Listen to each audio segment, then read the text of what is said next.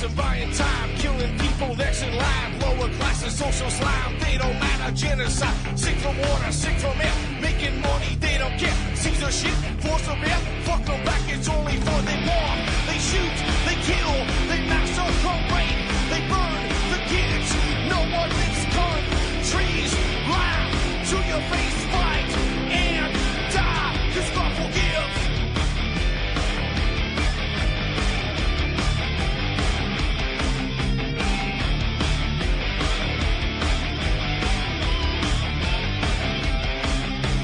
Selling lies and buying time, killing people next in line. Lower classes, social side, they don't matter. Genocide, sick from water, sick from air. Making money, they don't care. See the shit, force a bear. Fuck them back, that's only fair. They bomb, they shoot, they kill, they massacre, rape. They burn the kids, no one leaves gun. Trees, lie to your face, fight and die, 'cause God forgives. Yeah. Coming back around again.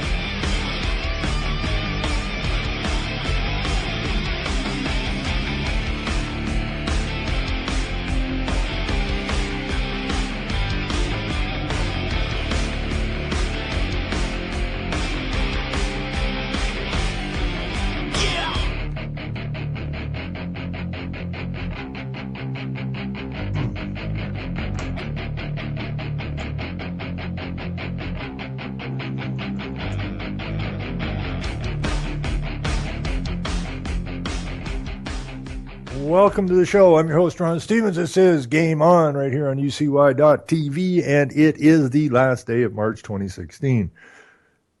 And it's supposed to get cold and snow, and we're supposed to get 12 to 20 centimeters of snow over the next few days. It's supposed to be cold all next week. Damn cold, actually. And that would have to be global warming.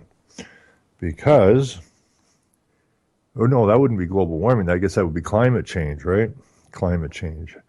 Global warming, it would be hot. And the seas would be rising and the ice would be melting. It's really funny. They tell us this Arctic vortex. Never heard of Arctic vortexes till a few years ago. And so apparently we have this Arctic vortex coming in again. We had one last week, I think. And so we're going to have another one, I guess.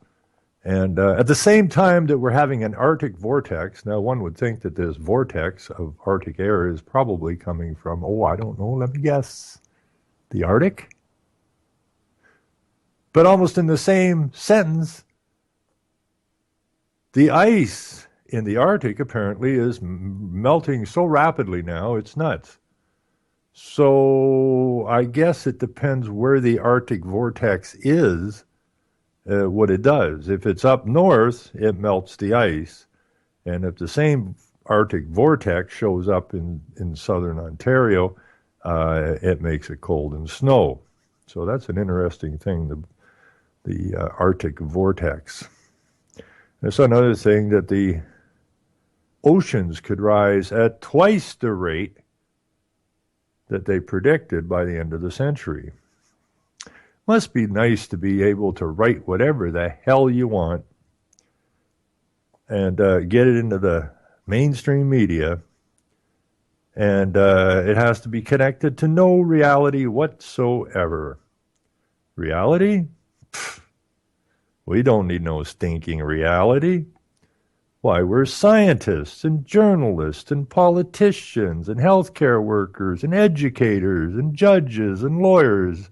Reality? We've never dealt in reality. Wonder when the people are going to wake up to that fact. Until they do, we will just continue on with our fictional world that we have everybody believing is the real world. Anyways, what's going on here?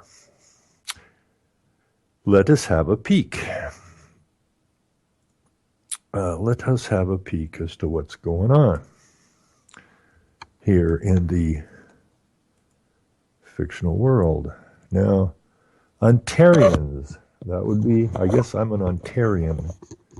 I'm part of the corporation somehow. And Ontarians apparently are warming up to the idea of a guaranteed minimum income, polls suggests. There appears to be mounting public support in Ontario for a guaranteed minimum income to combat poverty, according to a new poll. Wonderful! Why don't you ask the question why there's so much poverty? Why don't you start there, pollster or government? Why don't you ask yourself the simple question, why is there so much poverty? Why is poverty growing at such a rapid rate? We have more resources in this province per capita than any other state or province, basically. Just like Canada has more resources than any other country in the world per capita. But yet people are struggling. Why would that be? Could it be planned? Of course it's planned. Everything they do is planned. Because they want to take us somewhere. There appears to be mounting, okay, we already read that. Premier Kathleen Wynne is touting a pilot project expected as early as next year over what she calls a real concern around the way social assistance works in Ontario.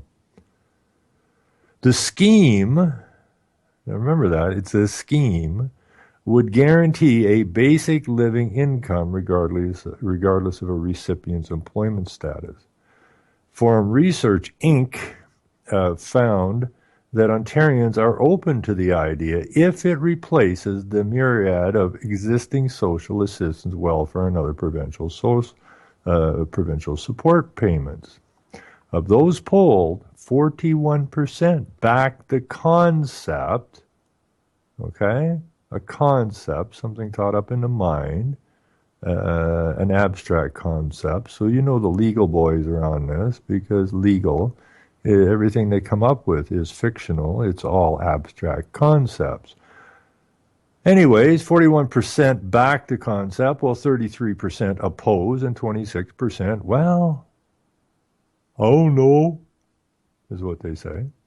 Attitudes are changing quickly in North America on certain social issues, Forum President Lauren Bosnoff, sounds Russian, could be KGB, who knows, said Tuesday.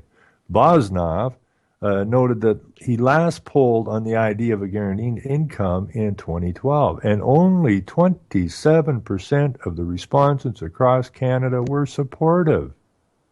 Times have changed, he said. Well, yes, they have, because they're pulling the plug on us. The whole country, and Ontario too, has kind of moved to the left. And the Liberals have moved with it. I thought the Liberals were always left. Anyways, they've moved farther, I guess, to the left. In last month's provincial budget, Finance Minister Charles Sousa said the pilot project will test a growing view at home and abroad,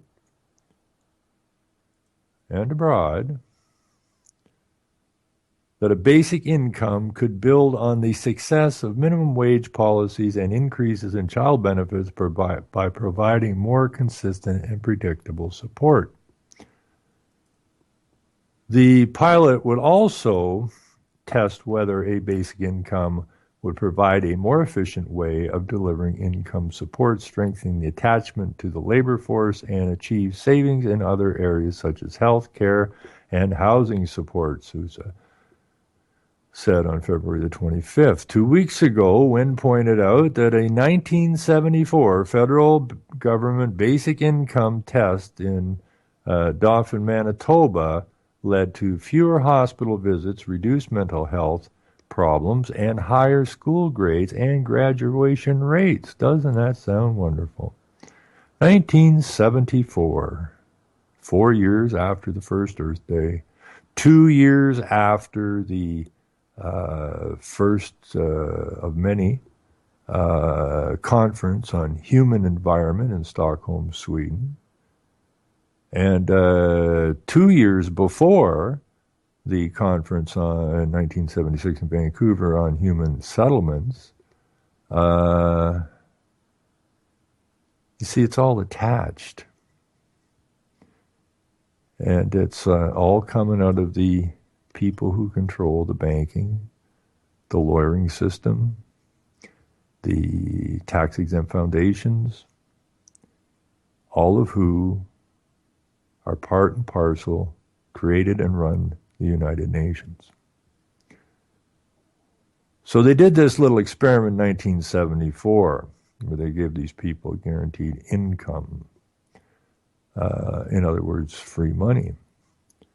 And it made them less, I guess, they reduced their mental health problems. And it had fewer hospital visits. Now, this was just a very small thing they did, but this is right out of the Rockefeller, Carnegie, Ford foundations. This is all about the Sovietization. Anyways, that was in the 70s. I want to see what in 2016 it would look like to actually set up a project and see if we could get some better outcomes, she said. That would be when, in a CBC radio interview broadcast on March the 17th. We're already paying billions of dollars in terms of social assistance, so are we using that money in the best possible way? That's the question that I have for a project like this. Using interactive voice response phone calls, Forum surveyed a whole 1,225 people across Ontario last Wednesday. So that's 1,225 out of approximately 15 million. The results are considered accurate within 3 percentage points, 19 times out of 20. Now, that's like buying lottery tickets, but this is what they came up with. Where appropriate, the data has been statistically weighed by age, region, and other variables to ensure that the sample reflects the actual population according to the latest census data. Forum houses its poll results in the data library of the University of Toronto Political Science Department.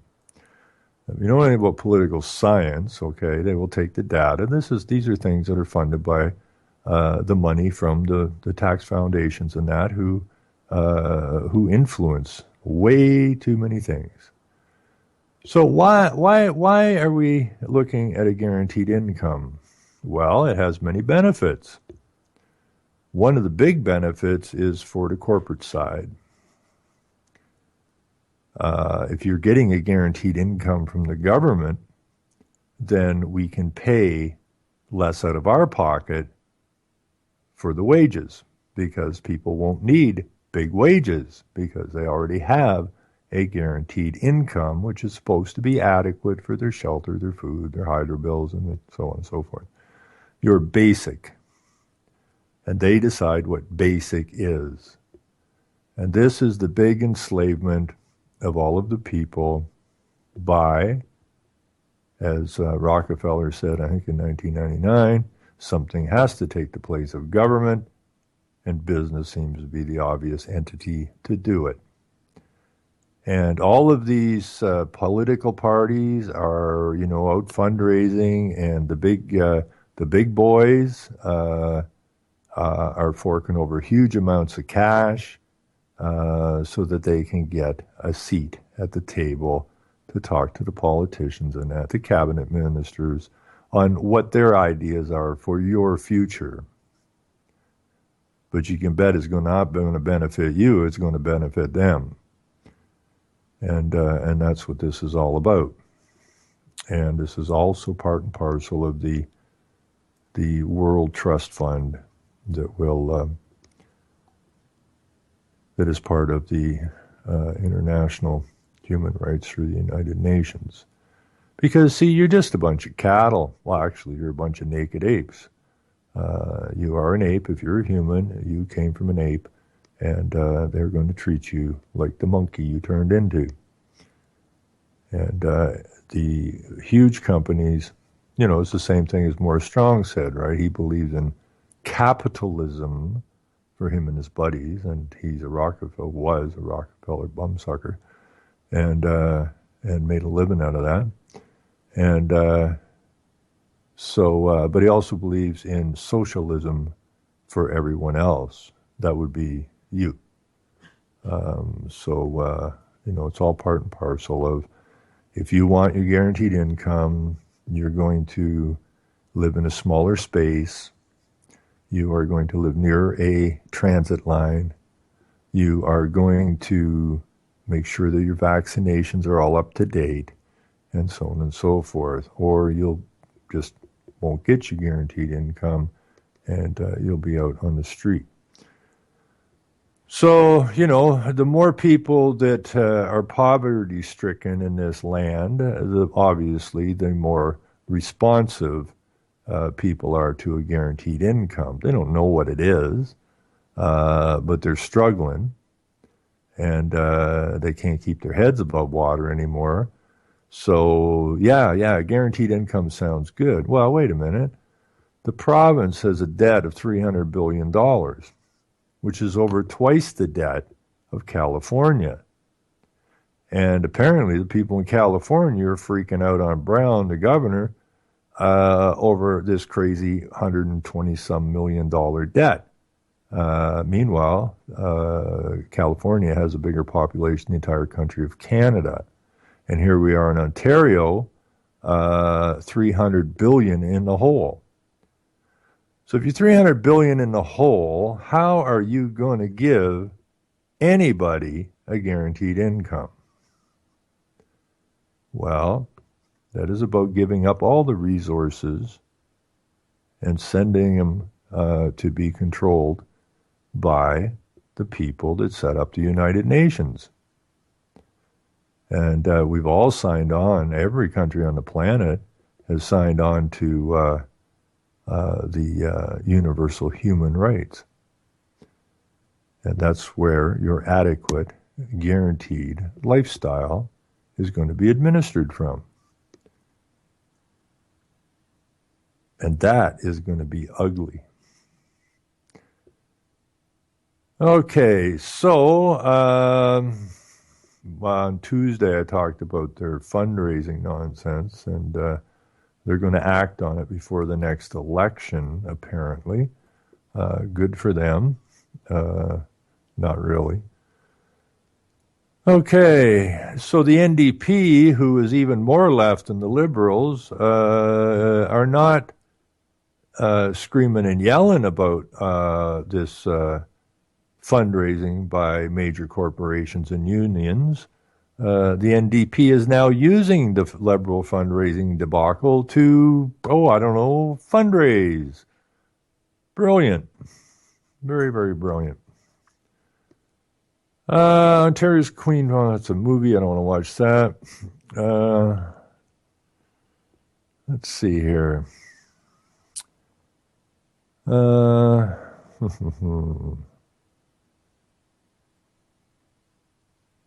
Okay, let's see what else we got here. This just blows me away. They just make shit up. The First Nations education is underfunded, advocate testifies. I don't know why the Native people don't just, put a fence up around your reserves and deal with your lives and forget trying to, what do you want handouts from the government for? Right? You don't want nothing to do with the government. Don't talk to the government. Don't look for anything from the government. Okay? Deal with what you got to deal with. Your reserves have vast natural resources. Deal with it.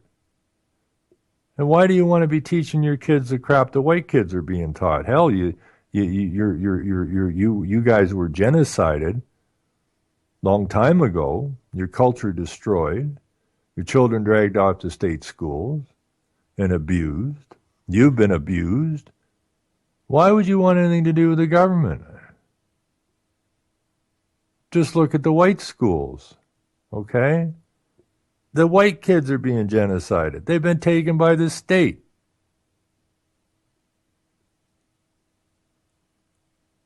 And it's even worse than they did to the native children. They're turning boys into girls and girls into boys, and maybe they'll turn into puppy dogs yet. Who knows? So to the native people, please don't worry about funding from the so-called government. Why would you want to take funding from your abuser? Why would you grovel to your abuser and ask for funding? You know, why would you do that? Just cut them loose. Just cut them loose. All you need to deal with is where you live. And where you live is what matters. Your families matter. Get them away, as far away as you can from the white rulers. Now, I'm not saying there's anything wrong with white people. Don't get me wrong there. I'm mostly a white people. And just like when the natives were genocided, it wasn't the settlers that genocided the Aboriginal people. Okay? It was the company, of which we're under still. It was the corporation wanting to monetize your lands, drive you off your lands, or crowd you into smaller spaces, to take away your rights, just like our rights were taken away. You know, as far as I'm concerned, we got to get back to the ways of the original Aboriginals. If we could get back there, we would have a much, much better society than what we're living under now. They understood the meaning of law. They understood the Creator. They understood that the Creator gave them everything they needed. They had dominion over the lands until the corporation showed up. And we're still ruled by the corporation today. Now here's a story on the First Nations. Fire kills 9 members of First Nations family, 3 of them children under 5. And this is in Ontario. I cannot pronounce this. I can't even get there. Pikanegicum, I don't know, Ontario. 9 members of one family, including 3 children under 5, have died in a house fire in a remote northern Ontario First Nation community that is no stranger to human tragedy. A resident of the First Nations town or village or whatever who did not want to be identified said 3 generations of a family died in the blaze that destroyed their home late Tuesday. The resident identified the victims as, I'm not going to go there, sources who knew the family confirmed to the Star that Faith's partner was Dietrich Peters, Gilbert's partner, yada, yada, yada. Turbo Police Constable Diana Cole said the fire broke out late Tuesday in the remote community near the Manitoba-Ontario border. The cause of the fire is under investigation. Let's see if we can find anything here. The shock of losing so many people in one tragic event is overwhelming, said Fiddler. There's a tremendous loss. Yeah. Prime Minister Justin Trudeau offered his condolences to the community and said his government will work to improve conditions for First Nations people. I have heard this since I was like 1. This government cares about the First Nations people. That's a lie. It's been a lie ever since the first time I heard it. So again, my question to the Aboriginal people, when are you going to cut these people loose? We continue to be engaged, says Trudeau, with provincial and Indigenous leadership on how to build a better infrastructure, how to secure the future for Indigenous youth and their communities, he said during a visit to Edmonton, Chuck. This is not just about the moral right thing to do. It is about investing in our shared future in this country, says Trudeau. Ontario Premier Kathleen Wynne, let me suck your corporate butt, took to Twitter to offer her condolences to the community. My thoughts, she says, are with the First Nations community of Pinkerton and those who lost loved ones in last night's devastating house fire, Wynne tweeted. Carolyn Bennett, Minister of Indigenous and Northern Affairs, issued a statement Wednesday extending heartfelt condolences and deepest sympathies to the victims' families and to the community. Officials of my department are reaching out to the First Nations to offer our condolences and to identify any support that we may provide to meet the community's needs, Bennett said. Bennett also said Health Minister Jane Philpott would be working with the local and First Nation leaders along with the province to provide a trauma team and to determine what else will be needed to support the healing process. Those familiar with the remote flying community say the fire is shocking but not especially surprising. Deplorable living conditions in the little town have been the subject of public debate for decades. The community's struggles with poverty and suicide rates have been well documented, but visitors say the awareness has done little to bring about real change. But all of your politicians care not. Joseph Magden, an Ottawa-based law professor who has represented the community, said he has visited all of the overcrowded homes in the community. You're dealing with very, very small houses in which you will sometimes have as many as 15 people sharing a single room without toilet facilities, using a bucket, without running water in the house, and without proper cooking facilities. Says it's a very, very sorry situation that really should have urgent attention. The homes wouldn't meet anybody's fire code regulations. Local MPP Robert Nault said discussions were ongoing about sending in support to help deal with the whole issue of mourning. It affects everyone in the community whenever there's a tragedy like this or suicide, he said. This is a community that has a history of suicides and tragic situations. So this community has been in constant crisis for a number of years. Well, if you got 15 people in a room with no toilet, no running water, I guess suicide would seem like a pretty decent option. Nault said he was to meet Thursday with two health ministers to discuss what he called the crisis in the North. Not specifically about this incident, but obviously to talk about mental health.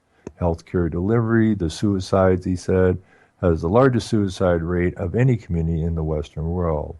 I think it's over 400 people have committed suicide in this town in the last couple of decades. But Jesus, all the politicians care so much. 4 decades. The community has also been grappling with long-standing water contamination issue. A federal government website indicates that the town has been under a boil advisory since January 2006. But after the fire, all the politicians care. They really, really care. Our condolences. Don't kick over the bucket in the living room with 15 people there. It's just ugly. Kyle Peters, the community's education director, described the mood in the town as extremely sad. It's probably one of the most difficult times. I'm trying to set up travel for immediate family affected by the loss. Some as far as Alberta, some as far as London, Ontario, and even Moosonee, I believe, Peters said. Crisis teams were being dispatched from neighboring communities, he added. They also added that the town has also been dealing with education issues for years. Its school burnt down in 2007 and was replaced by portables. In 2012, the community closed almost half of its classes after most of the non-local teachers left because mold growing in their residences. At the same time, young people in the community have been struggling with addictions and poverty, resulting in numerous youth suicide over the years. Welcome to Canada, everyone. Welcome to Canada. What a glorious land we live in. You know, it's just pathetic. People, oh, I love Canada. Canada's the best place to live in the world. Give me a frickin' break. Learn some history. Take a little closer look at what's going on here. Try to understand why it's going on. And again, to the native people. You got lots of trees. Okay? Build some bigger houses. Go buy the plumbing you need and send the bill to the a-holes that say they care so much about you. Okay? Build a new school. You can do it. But what they've done, not just to the native people, but basically everybody else, is, put them in the position of child and the government in the position of parent. Well, your parents are abusive. Okay? So kick them away from you. Everybody in this country needs to grow up and understand what's going on here. The same thing goes on in the United States. I mean, these stories pop up from time to time, and we're going to do something. We're going to do something. Well, Trudeau gave his condolences, and we care, and we're going to do something about it. But as far as I heard last, he's in Washington, and he may or may not be sleeping with Obama. I can't be sure about that, but that's what a source says. See, now I'm doing news, right? A source says that probably Obama and Trudeau are more than good buddies. And that's the kind of crap they print. Just like climate change and everything. Just make this shit up. And then for some reason, people listen to the garbage, they read the garbage, and somehow, once you read something and you don't read it critically, it gets in your head, right? Until the next piece of garbage gets in your head, and the next piece of garbage gets in your head. Now, let's see here. What else we got here? Oh, here's an interesting thing. I don't eat a lot of canned food. In fact, I hardly ever eat any canned food. I don't know why you even eat canned food. But anyways, people do. And here's a healthy little story if you like canned food. Most canned foods in Canadian stores contain toxic BPA, study says. Environmental Defense says 86% of cans purchased in Canada contain BPA, which has been linked to health concerns.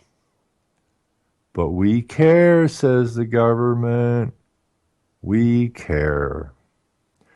Let's see here. 6 nonprofit groups from Canada and the United States tested 192 cans of food and found 67% had BPA in the epoxy resin of the can lining. Environmental Defense says that among cans purchased in Canada, 18 of 21, or 86%, contain BPA, a chemical that can mimic the hormone estrogen.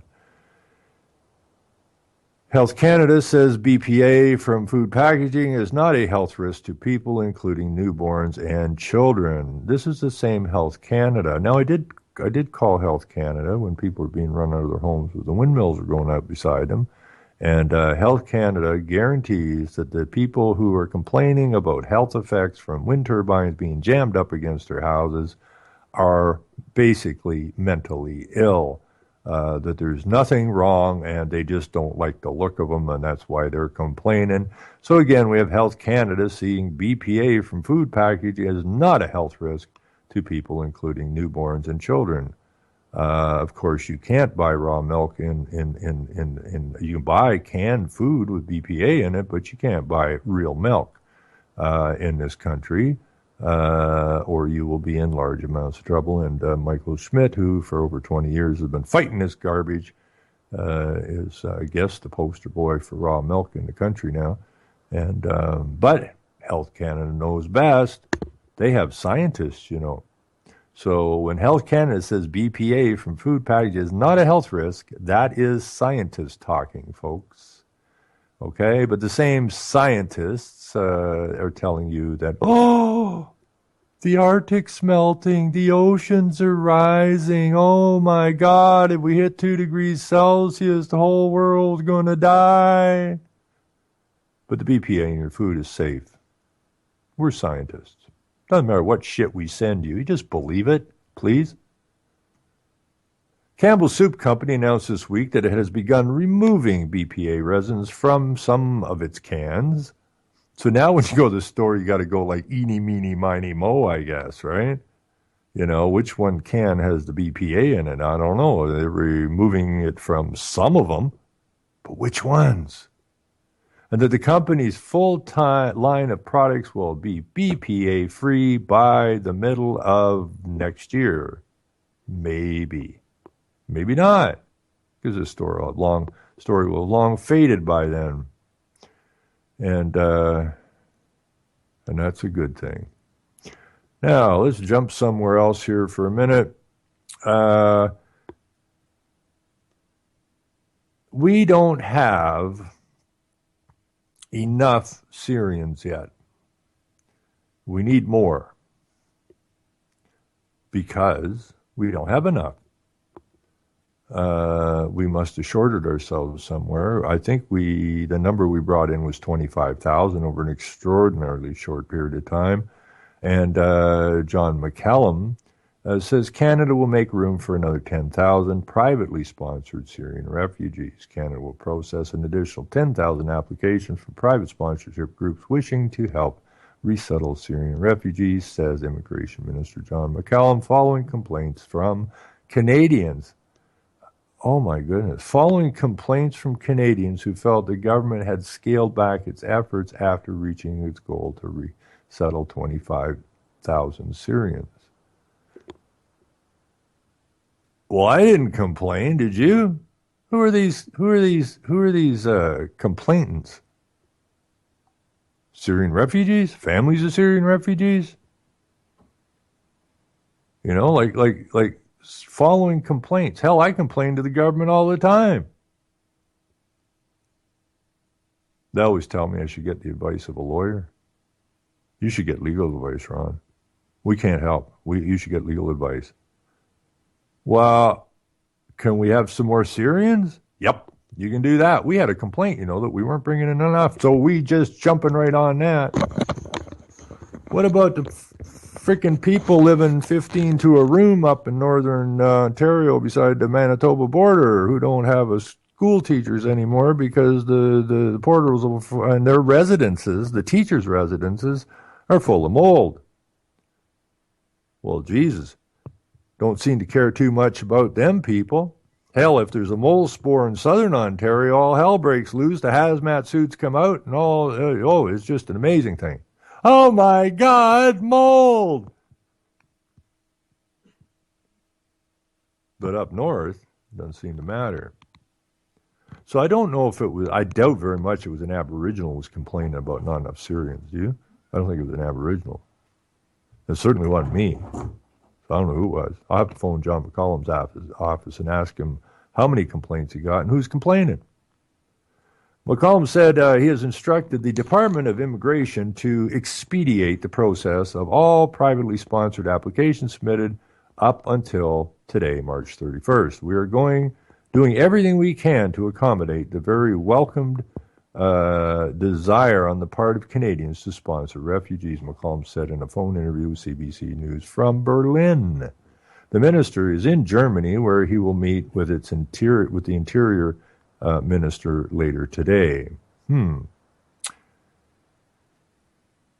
The government announced earlier this month it would seek to admit 44,800 refugees by the end of 2016, a mix of government-assisted and privately sponsored refugees from different countries. McCollum said today's announcement, in addition to the 17,000 privately sponsored refugees the government intends to resettle by the end of 2016. In addition, I'm adding this commitment to honor the 10,000 in our inventory of privately sponsored refugees by the end of 2016. We are going all out to meet the demand. Meanwhile, decades later, the original people don't have running water. Have been under a boil water advisory since, what did I say, 2007? But bring on them Syrians. We can't get enough of them. Brian Dick, okay? Brian Dick, the chair of the Sponsorship Agreement Holders Council, told CBC News he welcomed McCollum's announcement. Yay, more Syrians. We had asked that Syrian applications submitted from January 1st to March 1st not be counted in the cap, and they extended that up to March 31st, Dick said on Thursday after his group received a letter from the minister detailing new changes. In the letter seen by CBC News, McCollum said applications for privately sponsored Syrian refugees submitted up until today will not count towards the 10,500 cap the government had previously put in place. This is a significant letter. It basically gave us everything we asked for and a bit more. And we have a heading here, smoke and mirrors. However, today's announcement was not met with unanimous praise by private sponsors who had hoped the government would speed up the processing of applications, not just increase the overall number of admissions. While McCollum is making more room for privately sponsored refugees, he said the processing of their applications won't be finalized before the end of 2016 or early 2017.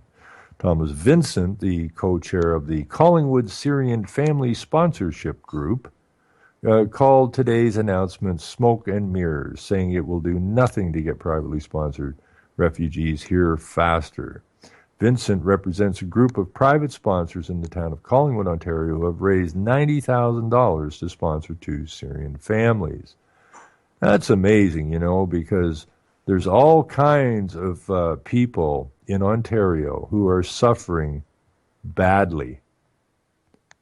And so these Collingwood, this group of Collingwoodonians, I guess they would be called, are so excited about Syrians, they don't give a shit about their own people, have gone out and raised $90,000 to sponsor 2 Syrian families. So that's $45,000 a year for 2 Syrian families. And I'm sure there's all kinds of families here in Ontario and across the country who could really use $45,000. Who are struggling bad. According to Vincent, the Collingwood Group submitted what the government calls a blended visa office referred application, which will allow the Syrian families to receive income support for at least 12 months through a mix of private and public funds. Okay, so you got your public funds, you got the private funds, and you got a whole bunch of hard-up people here in the province who are getting none of this. But without additional resources in place to speed up their applications, Vincent said it's smoke and mirrors. We're back in the same spot. Nothing has really changed except he's said we're going to bring in 10,000 more. To me, it's a political out, Vincent told CBC in a phone interview. Vincent said the government should work with the private sector to deliver better results. So the Syrian influx here can only be described really as a public-private partnership. So I guess, and it's all about privatization. All public-private partnerships turn into a privatization program. Now, I don't know why they're bringing in the Syrians, other than we bombed the snot of where they lived, and we want to kill Christianity as quickly as possible. That could be two reasons. The other reason they're bringing them in is probably for funding. The province is $300,000 in the frickin' hole, and or 300 billion, in the hole, and we, the men and women, regardless of what you are surety for debt. So the more Syrians they bring in, the more money they can borrow, the more they can put us in the hole, and the closer they can get to driving us all to the universal human rights of adequate income, so that the big corporations can even collect more while everybody else collects less. Vincent said, let me see here. The government has an opportunity here to take a look at the private sector and turn around and see what we've been able to do faster, quicker, better than the government and save them millions of dollars. Vincent said the Collingwood Group has had hundreds of volunteers on standby, ready to help with housing, language, transportation, even computer services to help the Syrian refugees integrate into their new communities. Meanwhile, we just sit around and wait, Vincent said. McCollum acknowledged that today's announcement will not please everyone. The Sponsorship Agreement Holders Council has expressed satisfaction with this. Now understand that not everyone is necessarily happy, but I think we've gone out of our way to create maximum room for privately sponsored refugees. So this is the kind of messed up thing that's going on here. We're bringing in all of these people. Like I said, one of the main reasons is to kill Christianity, and the other is to, you go down around Toronto, the number of white people down there. Oh, am I a racist now? Oh, shit. Did I just say white people? Well, slap me up the head with an immigrant. Right? Richard Fadden. Now, Richard Fadden, this is kind of interesting. He is now retiring. Now, let me see what kind of a story I can find on this guy. Richard Fadden, Stephen Harper's top national security advisor, is retiring. Now, he was the former CSIS director,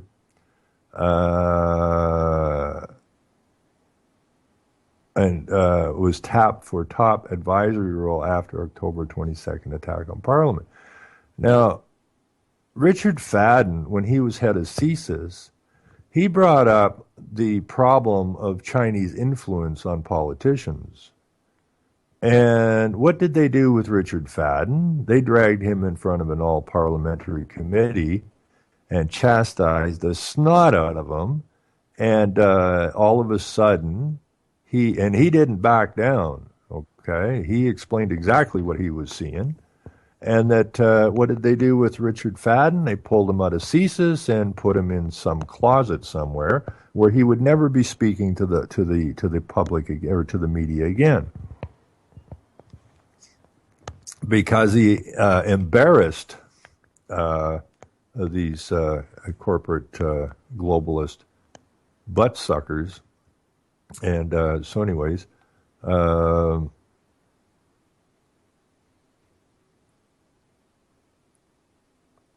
So Harper tapped Richard Fadden for the role in the wake of the October 22 attack on Parliament Hill, a time mounting extremist threat levels. He was subsequently kept in that position for the first few months of Prime Minister Justin Trudeau's government. On behalf of all Canadians, I wish Dick the very best in retirement and thank him for his distinguished record of service to this country, Trudeau said Thursday in a written statement. And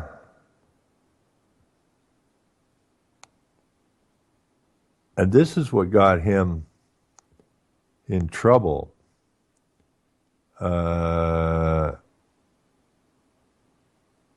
Prior to joining Harper's inner circle, Fadden was the director of the Canadian Security Intelligence Service from 2009 to 2013. Fadden courted controversy in that role when he told CBC News that in 2010 some provincial politicians had developed quite an attachment to foreign countries. No kidding. Our mayors are being sent because it's global to local. Our mayors are being sent. Our mayor here in this little municipality, 12,000 people, where'd he end up? In China. And who sponsored this thing? Well, if you go to my blog, CanadianTruths.wordpress.com, and punch in mayors to China, I suppose, that would bring up some stories.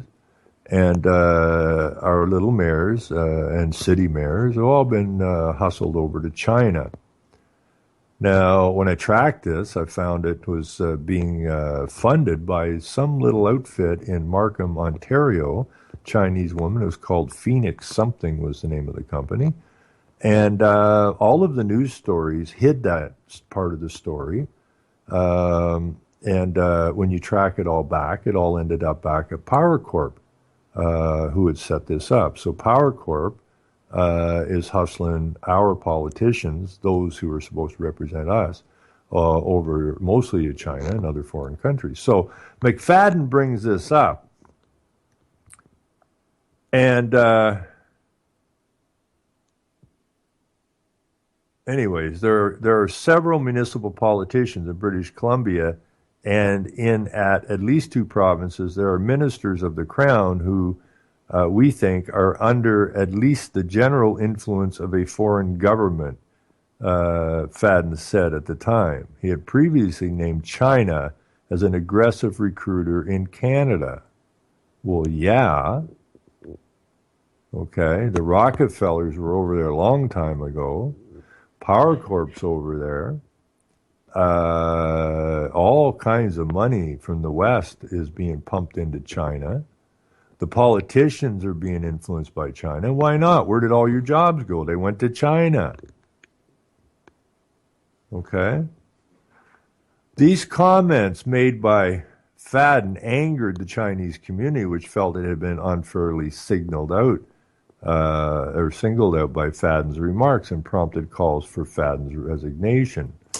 But his position was supported by some in the intelligence community who said China has been trying to unduly influence government decisions. And they have been.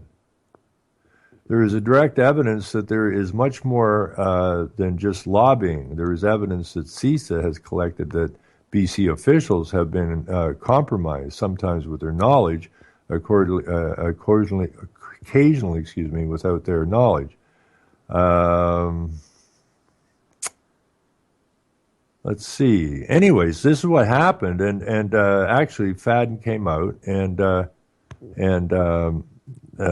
basically broke this story loose, and then he got dragged, like I said, before an all-party committee, and they just went on him like a dog, right? How dare you say things like that? And then he was moved out of CISA's, like I said, into a back closet somewhere.